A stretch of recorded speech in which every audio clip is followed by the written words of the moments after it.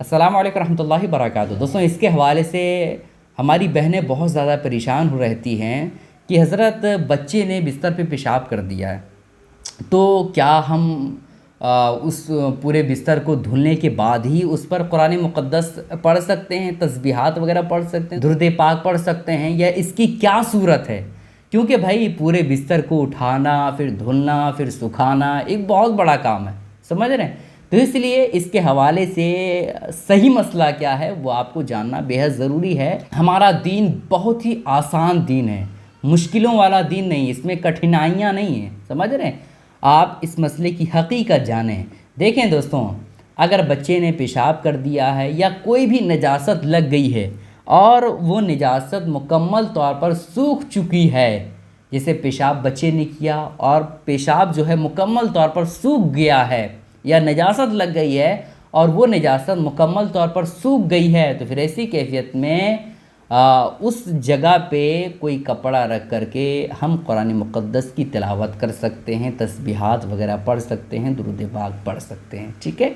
अब रही बात ये कि हज़रत उस पर कोई चादर वगैरह ना बिछाएं, बिल्कुल ऐसे ही हम बैठ करके कुरान मुक़द्दस की तिलावत कर सकते हैं या नहीं, तो इसके हवाले से आप जान लीजिए। देखें दोस्तों, अगर नजासत सूख गई है और उसी तरह से आप बैठ करके या औरतें बैठ करके कुरान मुक़द्दस की तिलावत करना चाहती हैं या ज़िक्र अज़कार करना चाहती है तो जायज़ है, लेकिन मकरूह तंज़ीही है, मकरूह तहरीमी नहीं है, हराम या गुनाह का काम नहीं, बल्कि मकरूह तंज़ीही है। बेहतर ये है कि इस तरह आप ना करें, बल्कि उस पर क्या करें, कपड़े वगैरह रख लें, उसके बाद आप करें तो बेहतर है, ठीक है। और जहाँ पेशाब किया है या जहाँ नजासत लगी है ये वहाँ का हुक्म है, लेकिन उसके आसपास जहाँ नजासत नहीं लगी है और ना ही पेशाब वगैरह किया, तो ऐसी कैफियत में आप बिला झिझक वहाँ नमाज भी पढ़ सकते हैं और फिर कुरान मुक़द्दस की तिलावत भी कर सकते हैं।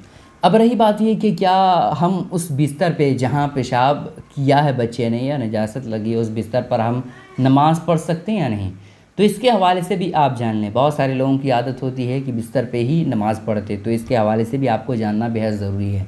देखें दोस्तों, अगर निजासत 1 दिरहम से ज़्यादा लगी है, 1 दिरहम का क्या मतलब, यानी इस तरह आप हाथ रखें और इस पर पानी डालें, अगर इस गोल जो दायरा है, इस गोल दायरे से अगर पानी बाहर निकल जाए उसे 1 दिरहम कहते हैं।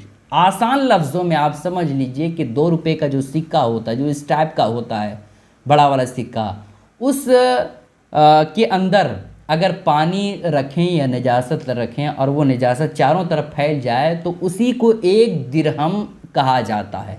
तो 1 दिरहम से ज़्यादा अगर नजासत जो है बिस्तर पे लगी है और सूख चुकी है नजासत, तो फिर ऐसी कैफियत में उस पर जो है चादर वगैरह रख करके आप नमाज अदा कर सकते हैं। और अगर 1 दिरहम से कम नजासत लगी है और नजासत सूख चुकी है तो उसी तरह से आप नमाज़ पढ़ सकते हैं, इसमें कोई हर्ज की बात नहीं है, ठीक है। लेकिन अगर एक नजासत से ज़्यादा लगी है और बग़ैर किसी चादर के आप नमाज उसी पे पढ़ लिए तो आपकी नमाज नहीं होगी। और अगर 1 दिरहम के बराबर, 1 दिरहम से ज़्यादा नहीं बल्कि 1 दिरहम के बराबर नजासत लगी है और उसी तरह से आप वहीं पे नमाज़ पढ़ते हैं तो नमाज तो हो जाएगी, लेकिन वाजिबुल इआदा नमाज होगी, यानी आपको फिर से नमाज अदा करनी होगी, ठीक है।